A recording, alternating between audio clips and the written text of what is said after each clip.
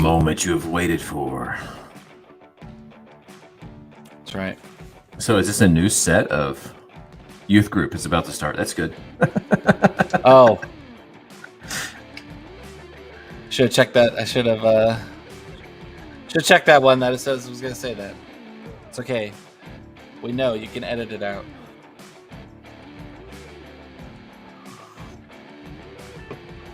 I need these, but I need for me, like I need more than 5 minutes. I need a whole bunch of these. I'm gonna have to look on Download Youth Ministry and see if they have a whole bunch that are 10-minute video countdown videos.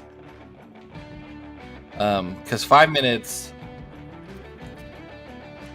doesn't give me enough time to do anything. Yeah. You could just throw. I have a screen that says, we're about to begin, and then at 5 it starts counting down. Yeah. I would just put that screen up at like 15 minutes, and that would be on there for 10, and then at 5 minutes it would start the countdown. You could do something like that. Yeah, I could. I feel like I missed a calling in life this week. As I was painting in the hub, and if anybody knows me, you know that I hate painting, like with a passion. But man, can I freehand paint straight lines? Oh yeah? Oh yeah, like so good. I was like, you know what? I put one piece of tape up in the hub. I'm painting that there. It goes white, purple, white, purple, white, purple. And I hated it since we did it. And I was like, well, maybe it'll grow on me once the room's finished. It has not grown on me. It is the worst ever. So I've painted them all. So I've put up one piece of tape that goes diagonal, but I left the tape on the other sides, and I've painted everything else freehanded. And it looks so good so far. Like you're freehand painting a straight line on an empty wall, or freehand painting like up against the trim? Up against, up against a line of paint, so freehand. Oh, okay. So you're just going like against the other color? Mm-hmm. Yeah, the tape doesn't work anyway.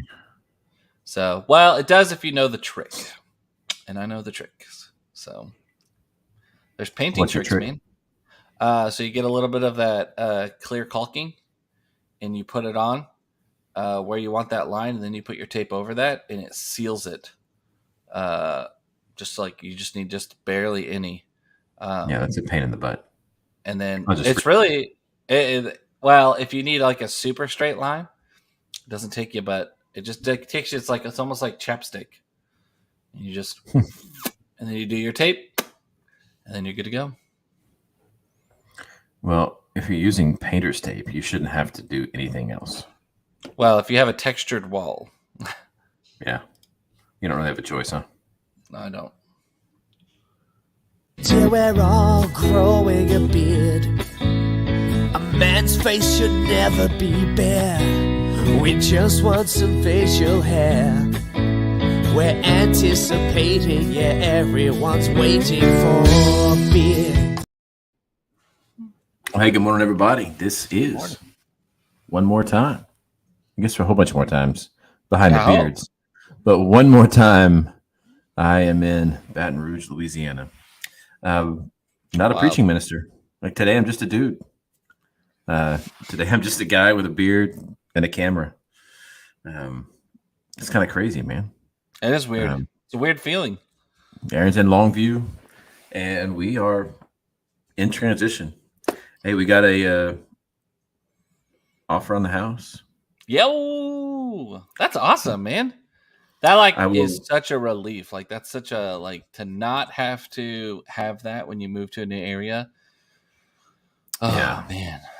I'll be able to completely breathe a sigh of relief after the inspection tomorrow. So, dude, inspections stress me out. I was really nervous about our house in Kansas with the inspection, but yeah, everything went good. Yeah, and I know that there'll be a few things, and we're kind of ready to do those, but you never know. And you know what? Everything else at this point has just kind of fallen into place, and I trust that this is going to as well. Well, and you don't know what like the people buying it will see it and be like, "Oh, we can do that. That's fine." Right. And who knows? Who knows? But it's cool, man. You're in Longview. I'm in Baton Rouge. And the next time we get together, we're still going to be in different rooms, I guess. Yeah. But we will be in different rooms in the same city. So it's hard to convince me not to do my podcast from home when I have a 4-year-old who right now is in the back playing in his bedroom. I would love. It'd be cool to do something live, but we'd have to switch. We'd have to like do our podcast on Mondays, which we could, or Wednesdays. I was going to say, we have so many live viewers, you know.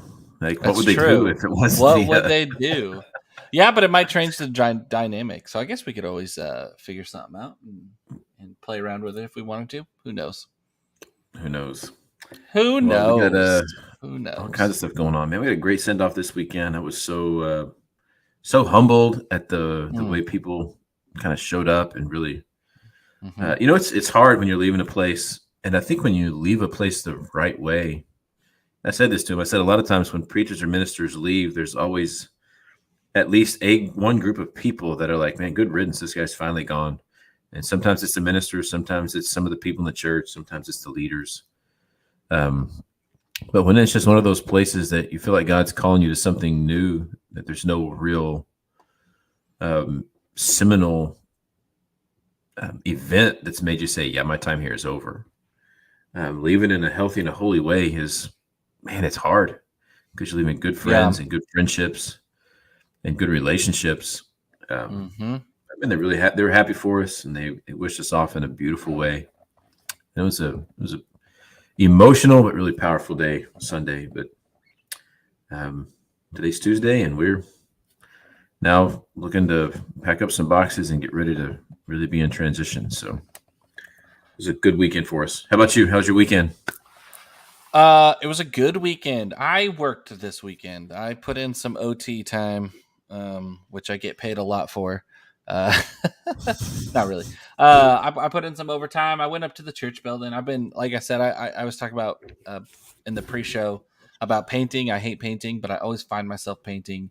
I also hate having unfinished rooms. And so like, I wanted to get up there and work and finish in the teen room. We're starting a new series. And this is like the third time I've done this, and I look forward to do it. I had a good friend, Parker Bullard, did this. I saw his version of it, and it's based off of Jeff Walling's version of it.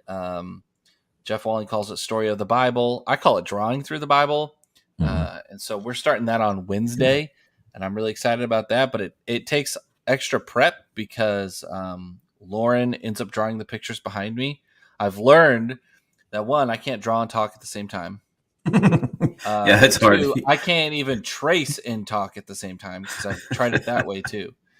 So that it just works better for me to slow down, be more conversational, and talk with more in depth while Lauren draws behind me. So basically, we start in Genesis. We'll work our way all the way through the Old Testament, and I think actually I stop.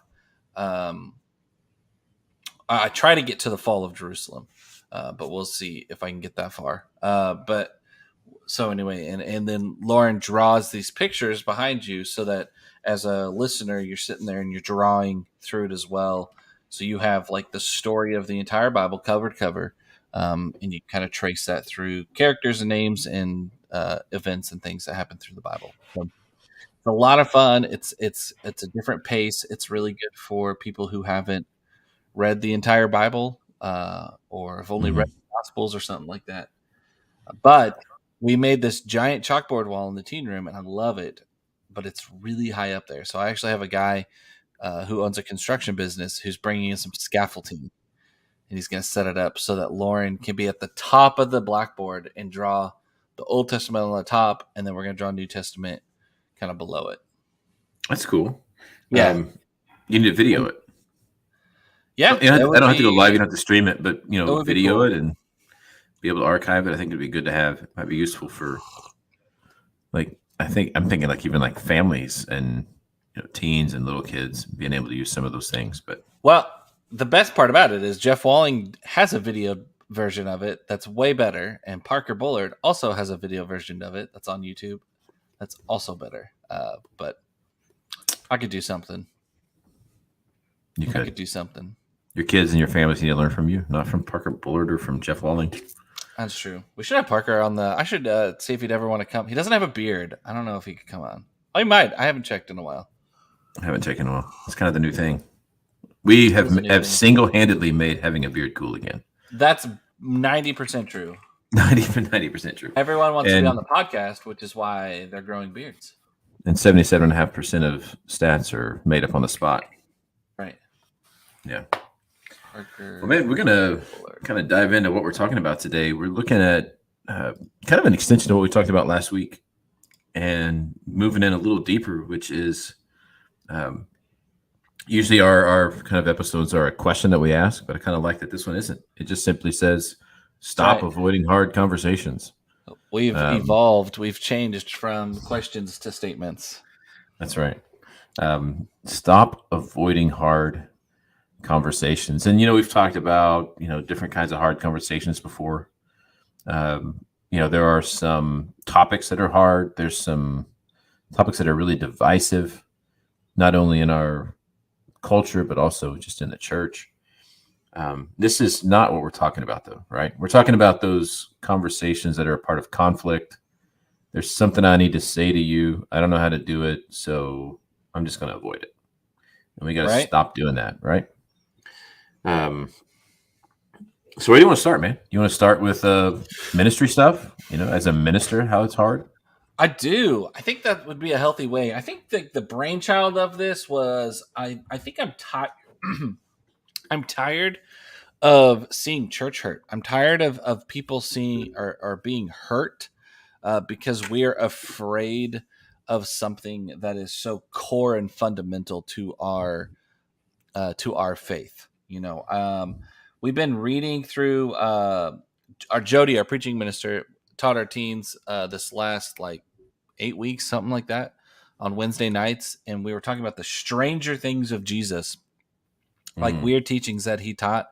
And this doesn't really fully apply to that, but I was just thinking, Jesus never shied away from having these conversations or something like that. So just to set the record straight, we're not talking about having difficult conversations as far as doctrinal issues or kind of worldly issues that have seeped their way into the church. Today, we're talking about this idea of, hey, this is awkward and I need to talk to you about it because you can't be doing that around the teenagers, in the youth group.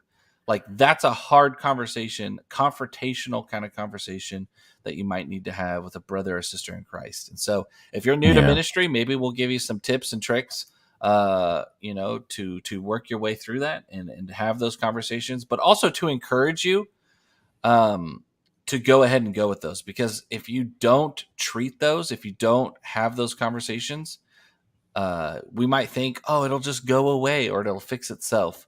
But rarely. Not going away. Rarely. I was talking to a friend of mine last night. He's a veterinarian. And I said, he's like, how's your dog? And I was like, my dog's doing really good. The issue that he had is basically kind of fixed itself. And he says, yeah, it's kind of nice being a vet because a lot of those issues for dogs and cats just kind of fix themselves over time. And I said, that's not like youth ministry at all. If you don't try to get ahead of it, it usually will just get worse. Yeah. And he laughed. And then we were like, that's not really that funny. That's kind of sad that that's true. And I was like, yeah, it is kind of sad, but it's okay to be a little humorous and laugh about it. Well, you mentioned church hurt. I was looking and I realized how many TikToks we share back and forth when I was trying to go back and see, because I couldn't remember if I shared this one with you. A lot. But I was listening to this guy and he says, we have to stop equating calling out wrong behavior with church hurt. Mm-hmm. Mm-hmm. So many people get confronted by sin or inappropriate behavior and then they label it as church hurt. That's not church hurt. He says church hurt exists. Yeah. Church hurt exists, and we have to definitely stop and fight against that. But we can't completely take out of our hands the ability to hold one another accountable for inappropriate behavior. That's right. And I thought that was a really powerful statement. It is. That our fear of being kind of lumped in with that culture of hurting people in the church Mm-hmm. has often caused us to take a step back and say, well, I don't want to be a source of that, so we'll just see how this kind of plays out. Right. And I guess maybe we start. I don't want to hurt their feelings.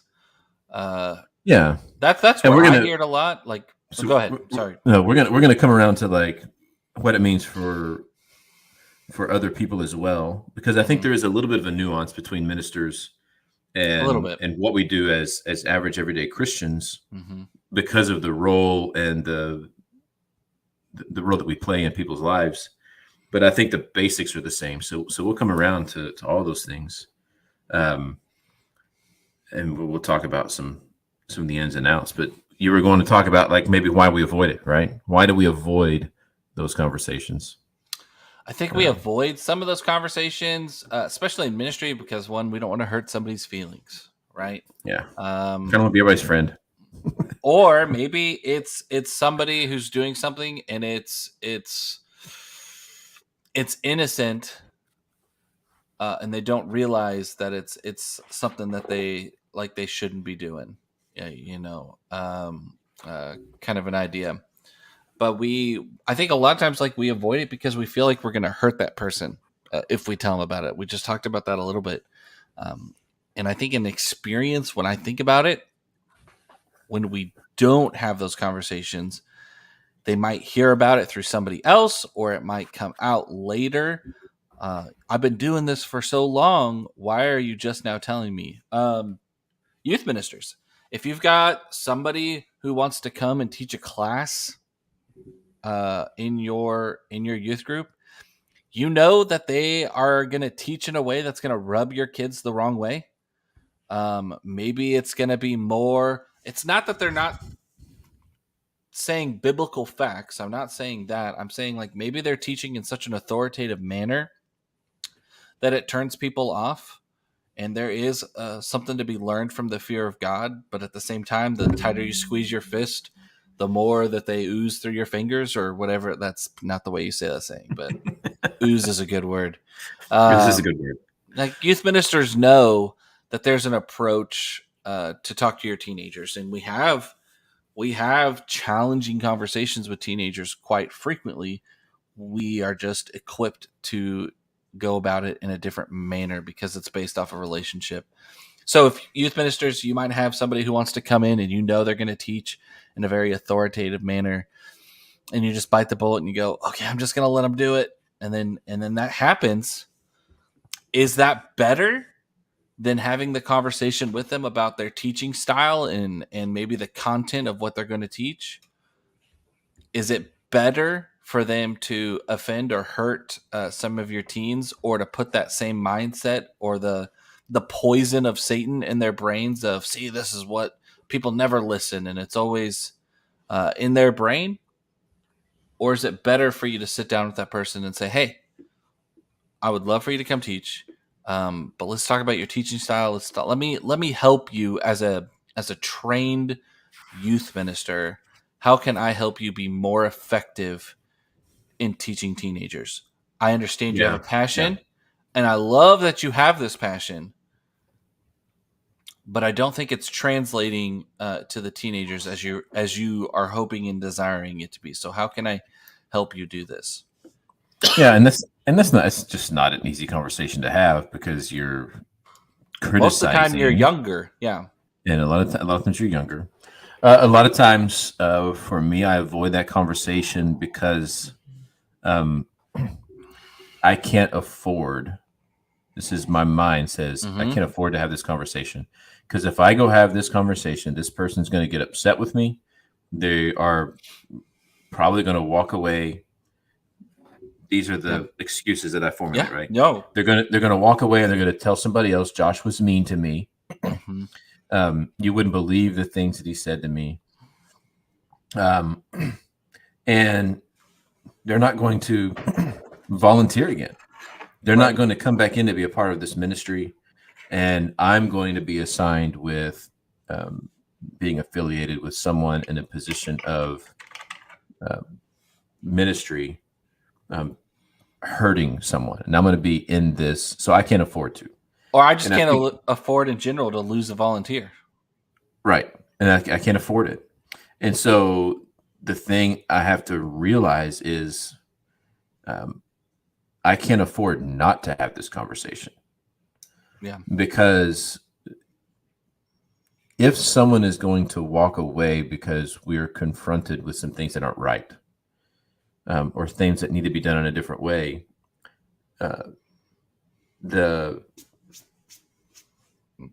the motivation is important. It's important in the way that we are working in the church. And so we can't afford to not have this conversation, because if you don't have the conversation, this person is going to continue to be there. It's going to continue to be a source of strife. It's going to continue to be a source of friction. And people recognize that. Mm-hmm. I think a lot of times we think we do a pretty good job of internalizing and hiding some of those things. But that kind of friction can really be sensed, and it negatively affects so many other aspects of what we do in ministry. And so when we think I can't afford to do this, what we have to realize is we can't afford not to. Yeah. It's something that has to be done. It's uncomfortable. And if that person walks away from volunteering, look, somebody else is going to step in and take that role. Mm-hmm. It always happens. The people in churches always fill a void that's left. And we move forward in a different way, sometimes better. Sometimes it's in a way that forces us to learn. But reframing, the long-term goal of what we're after, I think, is an important aspect of that as well. Yeah, I think sometimes as a new minister, and maybe not a new minister at a place, but just in general, like sometimes we can feel trapped by our title. What do I mean by that? I'm the youth minister. I only minister to the youth, no one else. And I think that's a lie. You are a minister to the entire church who focuses on the youth group.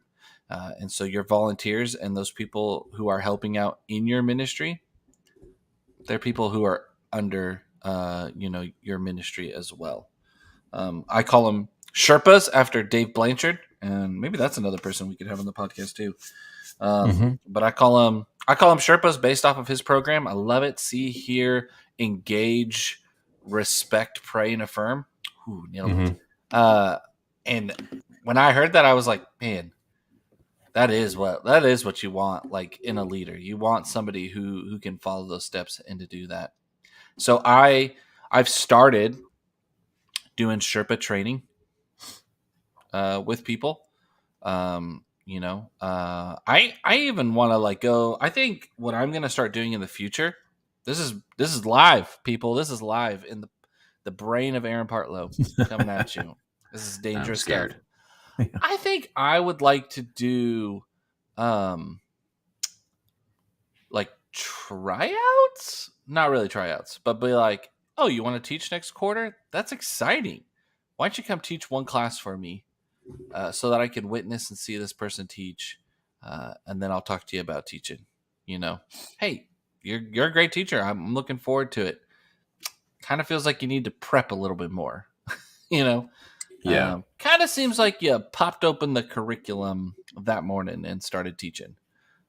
It's okay to read through the curriculum or the lesson beforehand, so your start, middle, and end. If I can connect the beginning, middle, and end in your lesson, then that's good. That's a hard conversation to have with somebody. I'm not saying this is a tryout.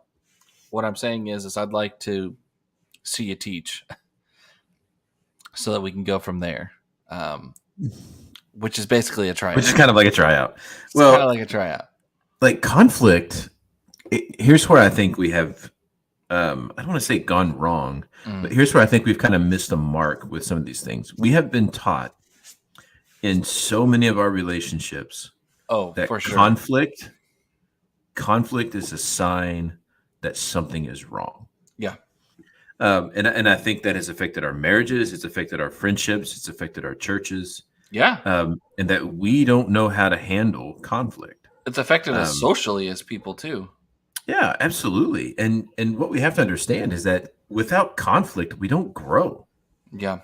when we come together as people, as humans, as brothers, as sisters, as husbands and wives, as family members, as friends, when we have a point of conflict and we come together, address it, work through it, and come out on the other side, we are better people for it. Yeah. And because we have been trained to avoid conflict, we've also been trained to accept where we are and to never really grow past it. Yeah. And maybe a lot of it is reframing our view of conflict. Mm-hmm. That this isn't something that we have to avoid, and just because we avoid it doesn't mean that the problem isn't still there. It just means that we're not dealing with it, and most of the time, if we don't deal with it, it just festers and grows because we still have the emotions, they still have the emotions. And the more it grows within us, all we're asking for is for that to come erupting out at some point. And if we get to that point, it's not healthy, it's not uplifting, and it's not really good for anyone.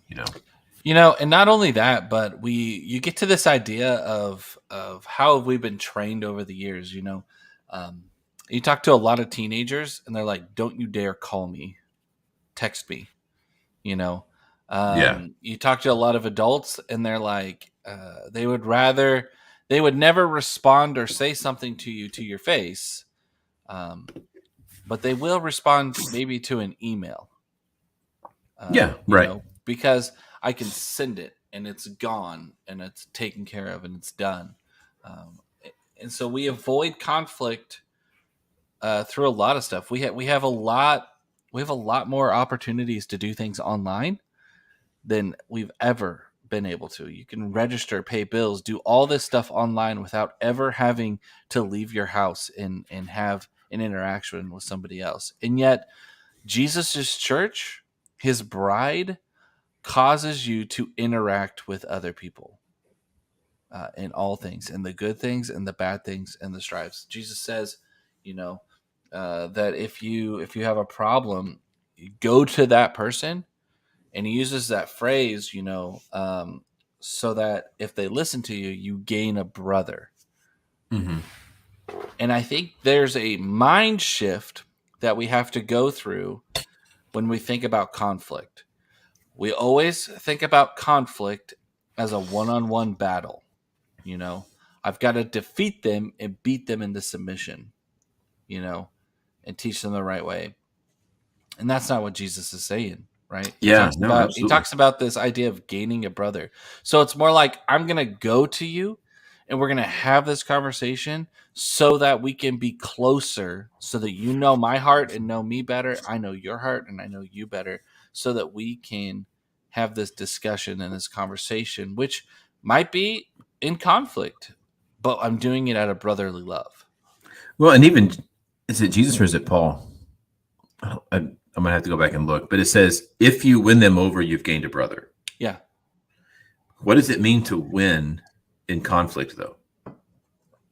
Defeat. Like if you are doing something that I disagree with, we are in a point of conflict. What does it mean for me to win you over? And I think that's another aspect of conflict resolution. It doesn't mean that I have to go to you and you have to agree with me. Mm-hmm. What it means is I go to you and together we find a path forward. Ooh. So, yeah. We are all on this path, and we don't have to come out as cookie cutter the same. But what we do have to do is we have to find a path forward that satisfies, as a minister, my need to protect the people that I've been charged to minister to. Mm-hmm. And you need to come out with a way of moving forward in a way that not only you feel confident in, but is also true to your personality, yourself as well. Right. And so how do we find a path forward that allows you to serve the kingdom in a way that you feel called to? And I have a path forward that allows me to give you that space that also protects the ministry that I've been called to serve. Yeah. Right. And I hate to say we need to learn to embrace conflict, but I think we really need to learn to embrace conflict. Embrace conflict. And when we embrace conflict, what we do is we recognize this is really good and healthy, especially when it's dealt with in a holy way. That's right. I think we talk about this a lot, and we always talk about like what's the first step anytime you should do anything, and the first step is always bathing in prayer. That's right. We don't bathe it in prayer so that we win. Like it's not about that winning. Can you weaken my foe so that I may conquer him with wise words? That's right. Yeah, that's not what it's about. It's about calling and bringing God into the conversation. That He's already there, kind of a thing. And coming with a spirit of humility in that prayer that says, if I am wrong here, part of it. Mm-hmm. Give me the heart to receive that. That's right. That I may come with an open heart and an open mind, because I recognize my flaws as human as well. So that's right. The other aspect of this that I think I've been thinking about it a lot as we've thought about our new position there at Pine Tree, and this phrase has come up frequently that we're bringing Josh in to work with our young marrieds, and I think we have this perception that because someone's been married for a long time, then they have a marriage that they should be a mentor. We're going to bring, hey, these people have been married for 45 years. And so we want them to come in and we want them to mentor this couple that's been married for 2. Have you made it that long? And if we're quite honest, and I've seen some people in my family, they've been married for a long time. Yeah. I don't want their marriage. That's right. Because the only reason they're still together is because 1, they've avoided conflict, and 2, they're afraid of getting smitten by God if they get a divorce. Yeah. And it's not worth replicating because it's unfulfilled. I would venture to say even unholy because it's not what God had designed for them. But it comes from this aspect of we can't have conflict because conflict means there's a problem. Mm-hmm. And so because we've avoided that conflict, we just have someone that says, yes, ma'am, and just goes and does it instead of actually having a conversation about what would be better for everybody. Right. And so working with, teaching people, you might have been married for 45 years and you may really wish something was different. It's never too late to begin making the right steps towards creating something to experience the full range of what God has designed for us in our relationships. Right. And really embracing that awareness. And I think that's where we move from what we do as ministers and how it's a little different from what we do in our everyday lives. Because we do hold a different responsibility as ministers of the gospel of Jesus in whatever capacity we serve. Right. But we have a very same responsibility, or a very similar responsibility to a brother and sister in Christ. Dude, that's that we the truth. walk beside. That's the truth. What are the nuances to what we do every day besides, how do we move that into everyday life? Maybe with your kids. Do you have any conflict with Sam? None. Yeah, I bet you don't. Sam's perfect. I wouldn't say that, but yeah, I mean, like you just like I think there's just an acceptance of your responsibility, right? I have to accept my responsibility as a minister, that the teenagers or that the youth group is under my shepherdship there, and so I've got to have those conversations because that's what I'm called to do. In the same way, as a husband, I'm called the same way, to do that. And so there's like this as a father, as a Christian, as a disciple, a follower of Jesus Christ, like we have callings, we have, for me, it makes me think a lot of times of like doing a 1-year review or something, right? And what do you do at a 1-year review? Well, you get your job description and you pull it out and you mark the things you're doing good. You mark the things that you think you need to be doing better. And you kind of go through that, right? If I went through that, with one of our elders here and I was like, yeah, here's my job description. And I just kept my thumb on a certain section so that they never saw that section, they'd be like, well, what's under your thumb? Why are you not doing that? Like, why are you not, like, it's your fatherly, it's your parental, it's your Christian, it's your husbandly, it's your wifely duty, to say this or to have these conversations or to go through this or to address this conflict that's going on. It's your responsibility to do that. So accepting our full responsibility, which And we could do a whole show on that, because are we accepting our responsibility just in general as being a Christian? Are we content to allow our neighbors and people around us to not see Jesus or not to have a conversation or not know him because it might be awkward for us to have a conversation or just to ask them, hey, do you go to church anywhere? Are you interested? Or anything like that. Well, I don't want to be offensive, and so we have a lot of, are we discipling other people? There's a lot of things that we can have a conversation about. Like, are we living up fully to the name Christian? So I think that's one of those nuances that kind of carries over, is that there's a responsibility for us, as Paul says, to live at peace with everybody. And there's a lot of times where we're like, we decide that living at peace with somebody is, I'm never going to say anything. That's not at peace. There is turmoil and there's conflict there, and you maybe need to work through that. Yeah. And when it rolls into, so as a minister, I have a responsibility to the church and to the kingdom to do some things in a different way. And while the responsibility is different as a husband, as a father, as a brother, as a friend, it's not any more or less profound of a responsibility. Right. Because it's still a place that I've been given in life, and it's how we move forward together. I think there's a few things, and we've talked about. I mean, how do we do this? What are some things that we can do? How do we get to some practical sides before we end here? Like, if you haven't, I have to go talk to somebody. If the morning I have to go talk to somebody is the first time I've actually laid it before the throne of God in prayer, I need to reschedule that conversation. I mean, we need to spend weeks, days and weeks ahead of time preparing our minds, preparing our hearts to come with the right motivation and the right spirit. Yeah. If there's something like dangerous on the line, that's a different story. We're talking about points of conflict that we need to address. We have to come with the right spirit and the right heart. And so I love the image of bathing something in prayer. I mean, It is completely covered. I used to laugh at the kids, it's like, hey, go take a shower. And it's like, boom, boom, in and out, 3 minutes. It's like, dude, like, you have to wash. You can't just jump in, jump out, and dry off. I know. You got to use soap. You got to wash your hair. You got to wash your face. There's all kinds of things that Lauren always says that to me. Like, you weren't in there long enough to actually bathe. That's right. Bathing it in prayer. And I think we have to come with exactly what we talked about last week.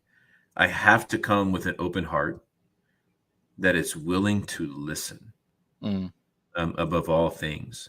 Because the point of coming together is to understand one another first.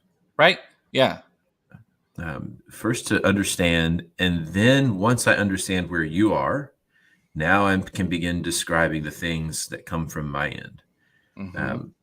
And I hope one day to get into this point of conflict where we have a debate over who gets to present their side first, because we want to listen so badly. Right? Yeah.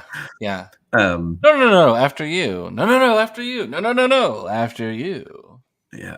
But if I'm bringing this, if it is my heart that's bringing this to the table, I need to first come to you and say, hey, man, I have some things I need to deal with. But first, I want to hear where you are coming from in this. I want to hear your heart.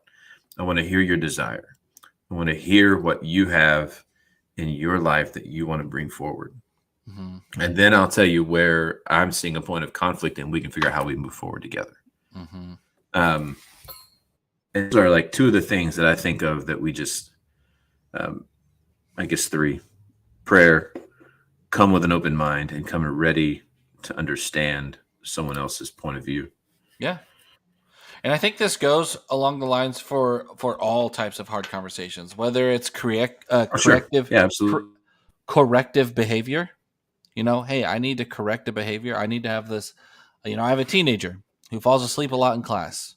I need to have a conversation with him. I need to have a conversation with his parents. It's going to be awkward. It's going to be weird. I don't want to hurt the relationship I have with the teenager, but I also don't want to hurt the relationship that teenager has with God. And I know that he needs to be awake and, alive during these Bible classes, kind of an ordeal.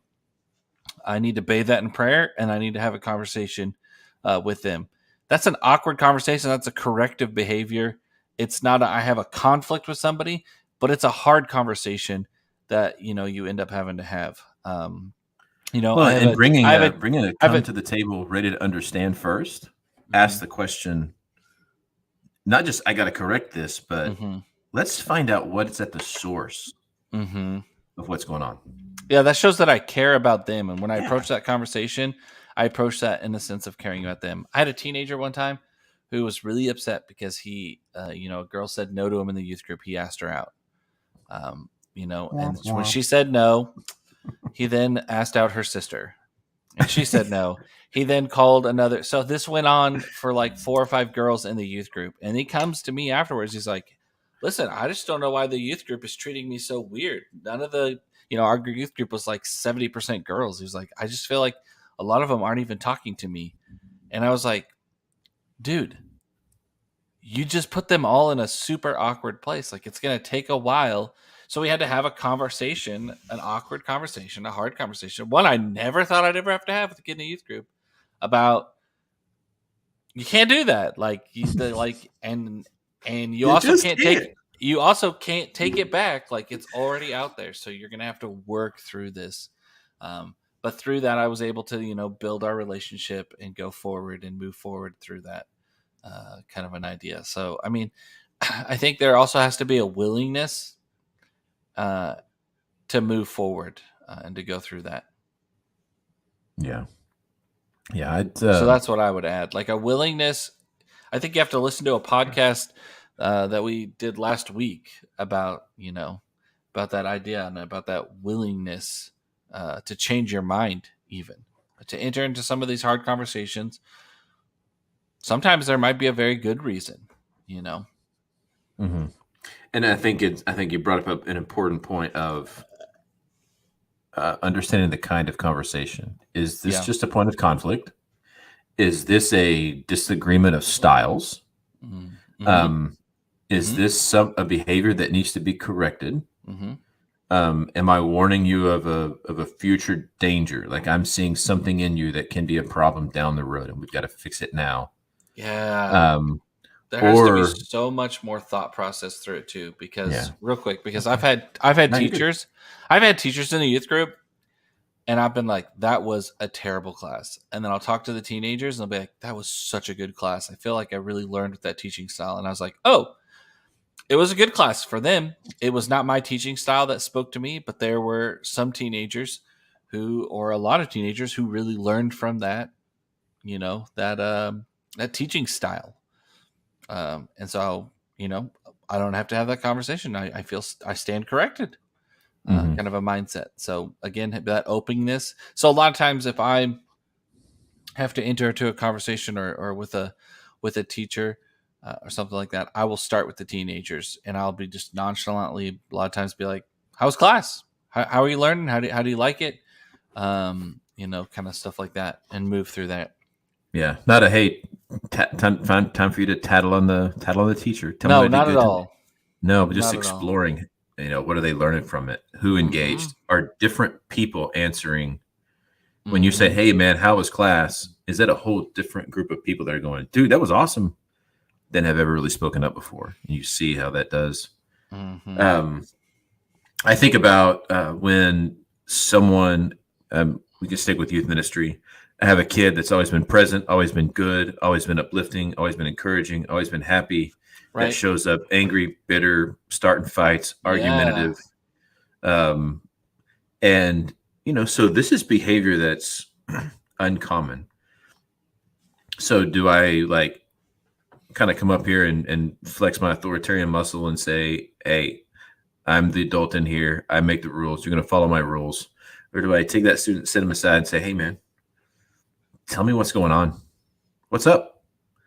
what is going on in your life outside of this place that's bringing this forward? This is not you. And be in that point of listening to determine this is probably not a corrective behavior conversation we need to have. Yeah. We need to find out what's at the root of this kind of a metamorphosis, Yeah. because there's something else going on, and how do we fix it and walk forward together? So just, defining the conversation and the objective. What are we trying to get to? What's the point at which we can call this a successful conversation?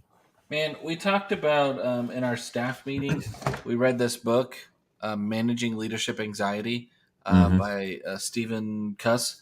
And it was a really good book. I enjoyed it. And one of the things that he talks about there is because you can get a lot of anxiety from gonna have to have these hard conversations, right?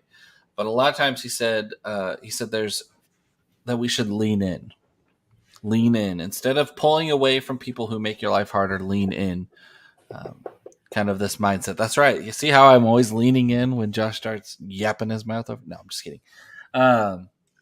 Is we have to lean in, and I think my final words on this topic would be that idea of don't pull away, fall away, avoid these kind of hard conversations. Lean into God's power, His grace, and His mercy for them and for you, especially for you, and lean into those hard conversations. Because 9 times out of 10, like I'm saying, is when you go and you have these conversations,